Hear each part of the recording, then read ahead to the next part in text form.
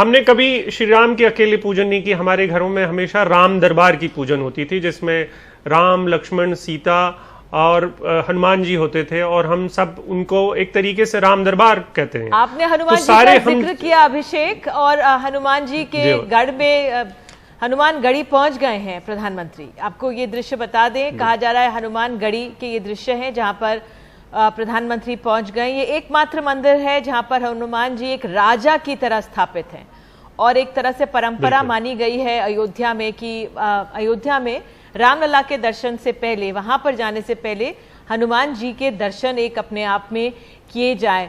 तो त्रिपाठी जी, अगर थोड़ा सा महत्व आप यहाँ का हनुमान गढ़ी का बता दें, हमें समझा दें। और तो बिल्कुल, किला होता है जब कोई भी बड़ा, तो उसके जो मुख्य सेनापति होते हैं ना, पहले आप वहीं जाएंगे, उनसे अनुमति लेंगे, तभी आप जाएंगे आगे।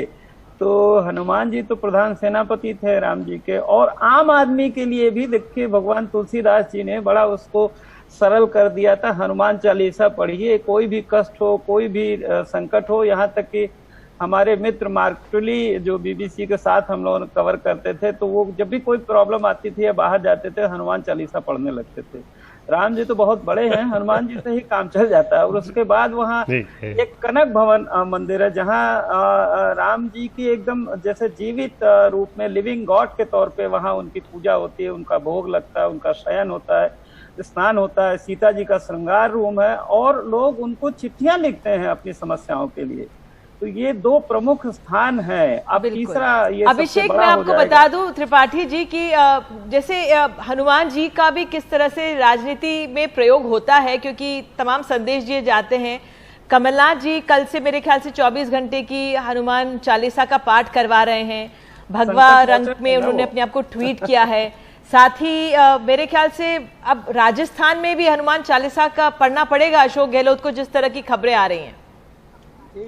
बिल्कुल, और बड़ा सवाल है अभिषेक, विजन का है, विजन का जो बड़ा सवाल है। और हमारे देश में जो धर्म की परंपरा रही है, उसके अनेक रूप रहे हैं।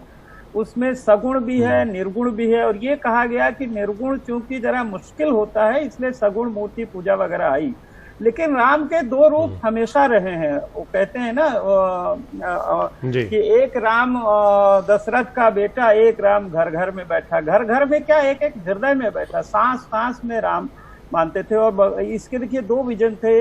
जो वाल्मीकि रामायण है वो एक दूसरे ढंग से लिखी गई थी, उसमें मर्यादा पुरुषोत्तम थे, लेकिन तुलसीदास जी ने उनको एक ब्रह्म का स्वरूप साक्षात किया और आम आदमी के लिए पहुंचाया, नाना पुराण निगमागम। लेकिन तुलसीदास जी ने देखिए मुगल शासन में वो लिखा, और उस समय उन्होंने एक आदर्श समाज व्यवस्था, आदर्श परिवार, आदर्श राज्य व्यवस्था की एक कल्पना करके जो हम देश के सामने पेश किया, तो वो एक था। और उसके बाद गांधी जी आए, गांधी जी ने उनको घट घट में राम जो किया, और यहाँ तक कि गांधी जी तो ये कहते थे कि राम नाम जो है वो सबसे बड़ी दवाई है। तो राम नाम के अनेक रूप हैं, ये वेदों में भी आया है, तमाम जगह आया है। जिसकी जिससे श्रद्धा हो वैसे उसको करता है। लेकिन ये आजादी के आंदोलन में ही दो धाराएं रही हैं। देखिए राष्ट्रीय Swayamsevak Sangh, let us accept it, कि वो उनको दशरथ का बेटा और इतिहास पुरुष के रूप में मानते थे, और वो एक परिकल्पना रही है। इसी कारण आगे देखिए चीजें बढ़ी, आजादी का आंदोलन जो बिखराव आया, इसीलिए कि भाई सावरकर जी ने और संघ परिवार ने कहा। त्रिपाठी जी, मैं आपको रोकना चाहूंगी इस दृश्य में। अभिषेक, अगर आपने देखा हो, प्रधानमंत्री ने अर्चना, पूजा अर्चना के बाद, आरती लेने के बाद जो चढ़ावा होता है वो निकाल के कुछ रखा। जी, और मैं कह रहा था कि राम न मिलेंगे हनुमान के बिना, तो ये हमारा जनश्रुति है, और हम ये मानते भी हैं। बहुतायत जो है वो ये मानता है कि हनुमान के, राम का दरबार बिना हनुमान के, बिना सेनापति के मुमकिन नहीं है, और संकट मोचक है हनुमान। और ये जो तस्वीरें हैं रामदत्त त्रिपाठी जी और कमाल, मैं आपको रामदत्त जी, मैं आपको एक अरसे से सुनता रहा हूँ, तो इसलिए मैं आपसे ये सवाल पूछ रहा हूँ कि जब आंदोलन शुरू हुआ था, मैं बहुत सारी गहराइयों में नहीं जाऊंगा क्योंकि आज का दिन वो नहीं है कि हम पुराने जख्मों की बात करें, लेकिन कभी आपने सोचा था कि ये आंदोलन इस तरीके से इस रूप में जब खत्म होगा कि देश के प्रधानमंत्री और शांतिपूर्वक हमारा एक जो सपना, एक राजनीतिक सपना था कुछ लोगों का, वो पूरा होगा। और अंजनी पुत्र कहे जाते हैं। उलझा हुआ था। देखिए, इसके पहले जो सुलझाने की कोशिशें बहुत हुई और शायद जो कांग्रेस का तरीका था, उन्होंने देखिए 1982 में यह आंदोलन शुरू होने के पहले इंदिरा जी जब आई थी दोबारा सत्ता में 80 में, तो उनका झुकाव ये था कि जो हिंदू संस्कृति की तरफ, राम कथा पार्क के लिए 42 एकड़ जमीन का उन्होंने वहीं बगल में अधिग्रहण किया था, राम की पैड़ी बनाई थी, तो वो एक सह अस्तित्व को लेकर चलते थे। जो शिलान्यास भी हुआ था 89 में 192 फीट दूर देवराहा बाबा के उससे मध्यस्थता में, तो उसमें भी कहीं न कहीं ये था कि भाई मस्जिद का जो थोड़ी सी जमीन है वो पीछे छूट जाए, आगे मंदिर बन जाए। लेकिन विश्व हिंदू परिषद और बीजेपी का ये रहा कि गर्भगृह वहीं बनेगा, तो बड़ा उलझा हुआ सवाल था। क्योंकि देखिए, हाई कोर्ट में भी इतना लंबा मुकदमा चला तो कोई सिद्ध नहीं कर पाया कि ये उसका है। इसलिए हाईकोर्ट ने लंबे कब्जे के आधार पर 3 भागों में दिया। निर्मोही अखाड़ा जो 1861 से सेवा कर रहा था, सुन्नी वक्फ बोर्ड जो मस्जिद के नाते, और भगवान रामलला विराजमान नीचे। लेकिन सुप्रीम कोर्ट क्या है, देखिए न्याय जो होता है ना, वो कानून से परे है।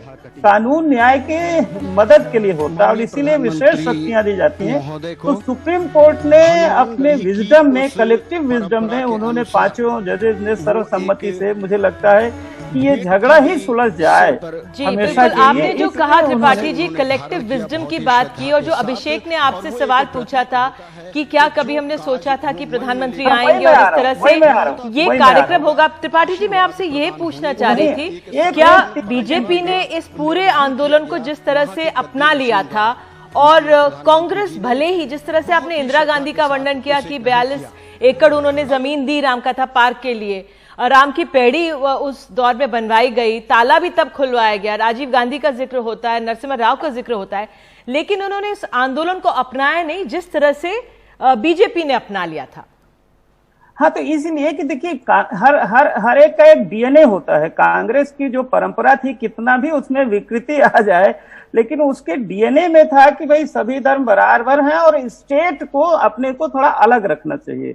बीजेपी उसको नहीं मानती है। बीजेपी सीधे राजनीति और स्टेट में सीधे वो मिक्स जो हो रहा है ना, धर्म और राजनीति का मिश्रण।